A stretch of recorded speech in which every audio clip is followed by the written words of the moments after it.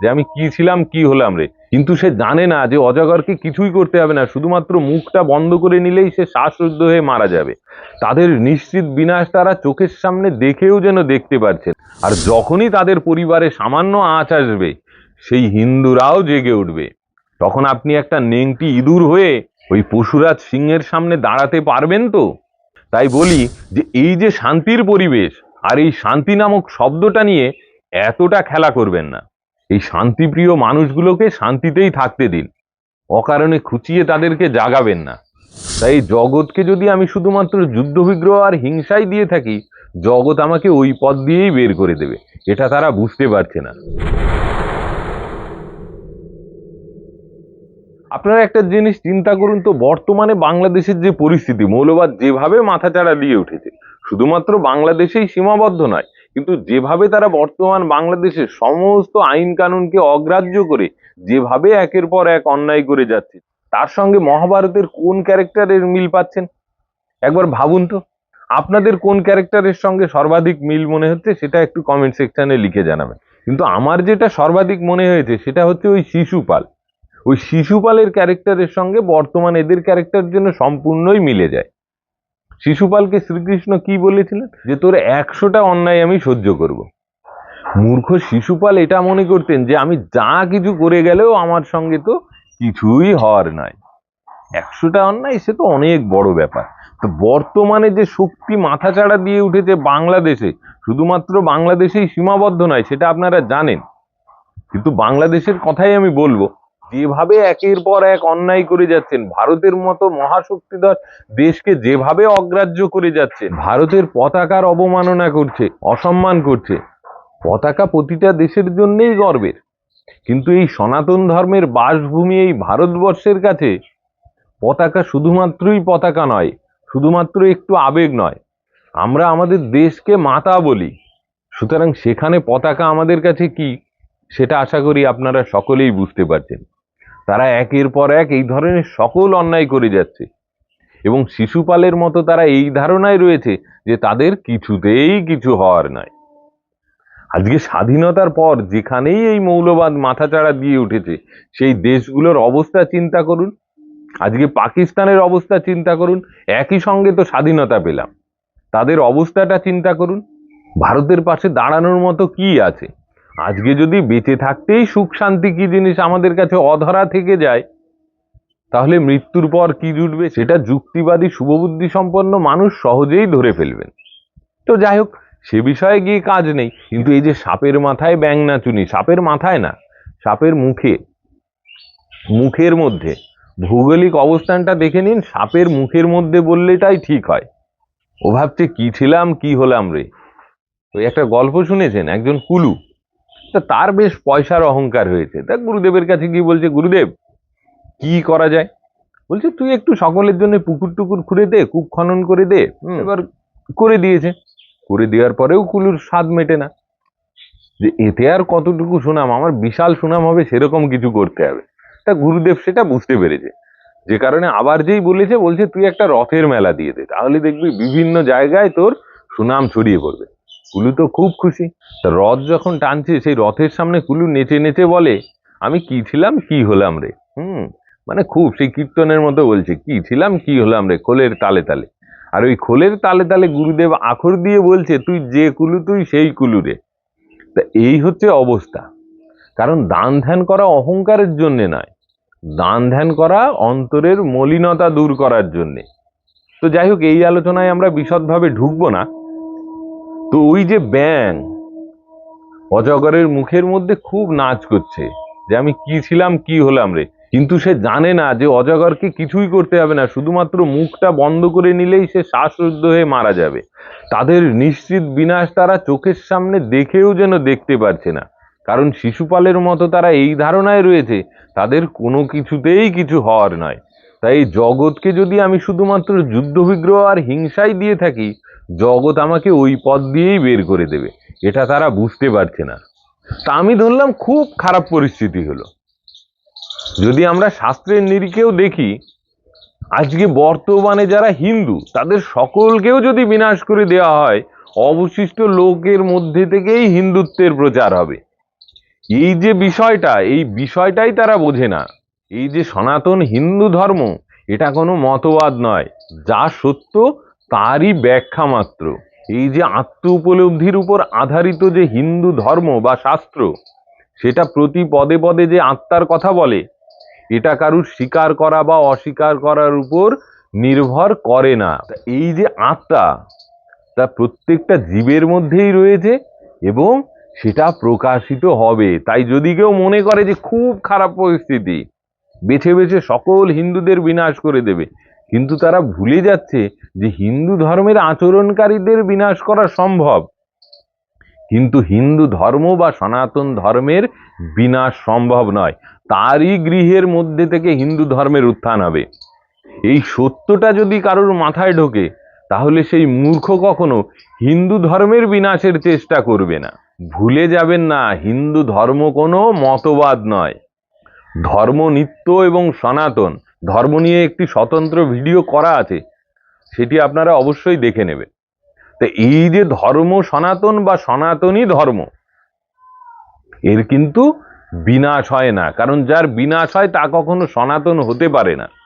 সত্য মানে কি? যা তিন কালেই এক, আগেও ছিল, বর্তমানেও আছে, ভবিষ্যতেও থাকবে। যার উৎপত্তি আছে তার বিনাশ আছে, গীতাতেই বলছে। তা এই যে সনাতন ধর্ম, তার কিন্তু বিনাশ হওয়া সম্ভব নয়। এ আগেও ছিল, এখনো আছে, ভবিষ্যতেও থাকবে। তা এর বিনাশের চেষ্টা করা মূর্খতা ছাড়া কিছুই নয়। এবার এটা গেল সর্বাধিক খারাপ পরিস্থিতির কথা, যেখানে আমি কি বললাম, যে সমস্ত হিন্দু ধর্মাবলম্বী মানুষকে বিনাশ করে দেওয়া হলো। তারপরেও দেখা যাচ্ছে যে তাদেরই ঘরের মধ্যে থেকে হিন্দুত্বের উত্থান হবে। এটা তো একটা কথার কথা, কিন্তু আদৌ কি সেটা সম্ভব? কারণ এই যে যে সকল মানুষ, তারা বলার সময় পার্সেন্টেজের কথা শোনায়, যে এখানে আমরা এত, তোরা তো মাত্র এত, যখন খুশি তখন এ করে দেব। কিন্তু এই সকল মূর্খের মাথায় কি কখনো এটা ঢোকে যে আমাদের পার্সেন্টেজ হিসাবে যেটাকে বলছি, তার মধ্যে একটা বিরাট সংখ্যক শুভবুদ্ধি সম্পন্ন মানুষ রয়েছে, যারা তাদের এই অন্যায় কাজে কোনোভাবেই সহায়তা করবে না। তারা নিজের ধর্মাচরণের পাশাপাশি অন্যের ধর্মকেও যথেষ্ট সম্মানের চোখে দেখে। হ্যাঁ, এরকম রয়েছে, নিজেরা মূর্তি পূজা করে না, কিন্তু মূর্তি পূজা নিয়ে তাদের কোনো মাথা ব্যথা নেই। তারা জানে আমি আমার মতো উপাসনা করি, তারা তাদের মতন উপাসনা করে, এতে আমার মাথা ব্যথার কিচ্ছু কারণ নেই। তার মানে বুঝতেই পারছেন, তারা একটা কল্পনার জগতে আছে। তাদের এই লাফালাফি কখনোই বেশি দিন স্থায়ী হতে পারে না। এটা গেল দ্বিতীয় খারাপ পরিস্থিতি। এবার আসি তৃতীয় খারাপ পরিস্থিতি। এবার তৃতীয় যে খারাপ পরিস্থিতি, সেখানে কি? আমাদের মধ্যেকার অসংঘবদ্ধতা। হিন্দুরা এখন নানান রকম মতাদর্শের রাজনৈতিক দলে বিভক্ত হয়ে রয়েছে, এবং ওই যে হিন্দুদের চিরকালের একটা স্বভাব, ও জগৎ তো এরকমই, আমরা দার্শনিক ভাবে খুব উন্নত চিন্তা করতে পছন্দ করি, তাতে আমাদের যোগ্যতা থাক বা না থাক। তো যে কারণে আমরা কি বেশিরভাগ বিষয়কেই ওই উড়িয়ে দেওয়া পছন্দ করি, যে কারণে অনেক হিন্দুরাই এই বিষয় নিয়ে এখনো বিশেষভাবে গুরুত্ব দিয়ে ভাবছেন না। কিন্তু তারা যে ভাববে না, এই ভুল ধারণায় যদি কেউ থাকেন, তো আপনি থাকুন। তা এই যে ঘুমন্ত সিংহকে কিন্তু ইঁদুর হত্যা করতে পারেননি, দুটো কেশর কেটেছিল। তা এই হচ্ছে অবস্থা। দুটো কেশর কেটেই ওই নেংটি ইঁদুর ভাবছে আমি জঙ্গলের রাজার উপর রাজত্ব কায়েম করার শক্তি অর্জন করে ফেলেছি।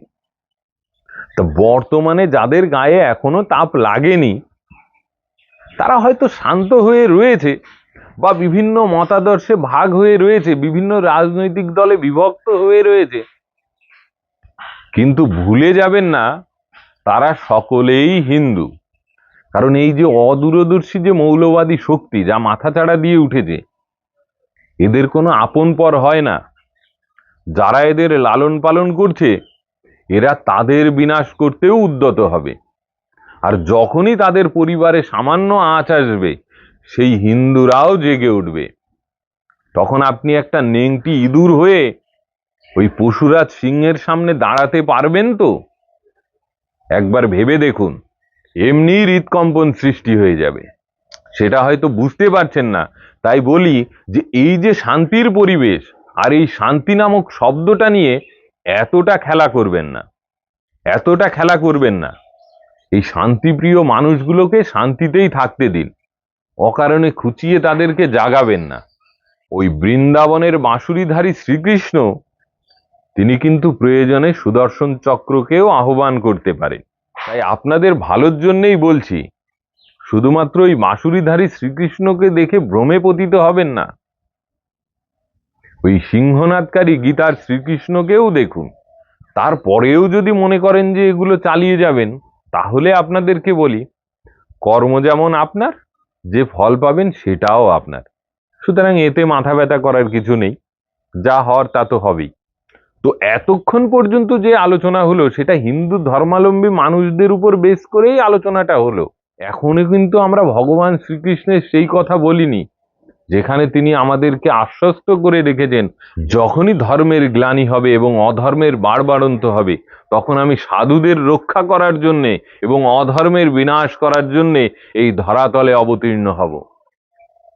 ভুলে যাবেন না, আমরা এখনো পর্যন্ত যে আলোচনায় ছিলাম সেখানে শুধুমাত্র হিন্দু ধর্মাবলম্বীদের উপর বেস করেই ছিলাম। এখনো পর্যন্ত আমাদের যে ঐশ্বরিক শক্তির যে বিষয় সেটা কিন্তু বলিনি, সেটা একদম আলটিমেট। সেদিন একজন বলছেন যে এখন কি অবতার আসবে না, আমি বলছি অবতার আসার কি প্রয়োজন, হিন্দুরাই তো যথেষ্ট। 10টা হিন্দু পাশাপাশি দাঁড়িয়ে গেলেই তো সমস্যার সমাধান হয়ে যাচ্ছে। তো এখানে অবতার আসার কি দরকার, কেন অবতার আসতে যাবে? এই সব ছোট মোটো কারণেও অবতার আসতে হবে? আপনি একবার ভাবুন না, যদি আপনি আমি আমরা সকলে যদি একসঙ্গে দাঁড়িয়ে যাই, তাহলে এমন কোনো শক্তি আছে কি যারা আমাদের সামনে দাঁড়াতে পারে? এ কেমন বলুন তো, স্টেজের মেন ক্যারেক্টার যারা, তারা একটু বিশ্রামে আছে, ওই সময় সব এদিক ওদিক থেকে উঠে স্টেজের উপর লাফালাফি করছে। স্টেজ দখল একে বলে না, এর জন্য অবতার আসার কি প্রয়োজন? অবতার এত সহজে আসবে কেন? আজকে চৈতন্যদেবের একটা বিষয় থেকে আমাদের শিক্ষা নিতে হবে। সেটা কোনটা? সেটা হলো যখন কাজী সাহেব নিষেধাজ্ঞা জারি করে যে কেউ কীর্তন করতে পারবে না, কাল থেকে যে কীর্তন করবে তাকেই আমি কড়া শাস্তি দেব, তখন যে সকল ভক্তেরা ছিলেন তারা তো অত্যন্ত ভয় পেয়ে গেলেন, এবং সেই সংবাদ যখন চৈতন্যদেবকে দিলেন, উনি কোনো রকম চিন্তা না করে বলল, কালকের জন্য তোমরা প্রস্তুত হও, কালকে আরো ব্যাপকভাবে যাতে আমরা নগর সংকীর্তনে বেরোতে পারি, তোমরা সেই চেষ্টা করো। চৈতন্যদেবের কথায় সকল ভক্তেরাই সেই চেষ্টায় লেগে পড়লো। তারপর দিন এত ব্যাপক জনসমাগম হয়ে গেল যে ওই বিরাট জনসমুদ্রকে 3 ভাগে বিভক্ত করতে হলো। এবার খোল করতাল নানা রকম বাদ্যযন্ত্র সঙ্গে উচ্চস্বরে হরিনাম করতে করতে, ও সঙ্গে মশাল নিয়ে এমন ভাবে ওই 3 দল কাজী সাহেবের বাড়ির দিকে গেল। কাজী সাহেব সেই চিত্র যখনই একবার দেখেছে, তখনই নিজের ঘরের অন্দরমহলে গিয়ে লুকিয়েছিলেন। তখনও এই বাংলায় হিন্দু শাসন নয়, কিন্তু যখনই তারা একত্রিত হয়ে গেছে, তখনই কাজী সাহেবের হৃদকম্পন সৃষ্টি হয়েছিল। যখন চৈতন্যদেব গিয়ে তার বাড়ির সামনে গিয়ে বলছে যে কাজী সাহেবকে একটু বাইরে আসতে বলুন, কাজী সাহেব ভেতর থেকে তার সেবকদেরকে বলে পাঠাচ্ছেন যে গিয়ে বলো যে আমি বাড়িতে নেই। তারপরে চৈতন্যদেবের আশ্বাস পেয়ে তিনি অবশ্য বাইরে বেরিয়েছিলেন, এবং চৈতন্যদেব বললেন যে আপনার কি ধরনের আচরণ? তখন কাজী সাহেব বলছে, আমি ভাবলাম যে কালই আমি হরিনাম সংকীর্তনের উপর নিষেধাজ্ঞা জারি করে এসেছি, আর আজ এই বিক্ষুব্ধ জনতা বুঝি তারই প্রতিশোধ নিতে আমার এই দিকে ধাবমান। আর এই বিক্ষুব্ধ জনতার রোষ যদি আমার উপর ফেটে পড়ে, তাহলে তো এই ভয়ে আমি ঘরের অন্দরমহলে গিয়ে লুকিয়েছিলাম।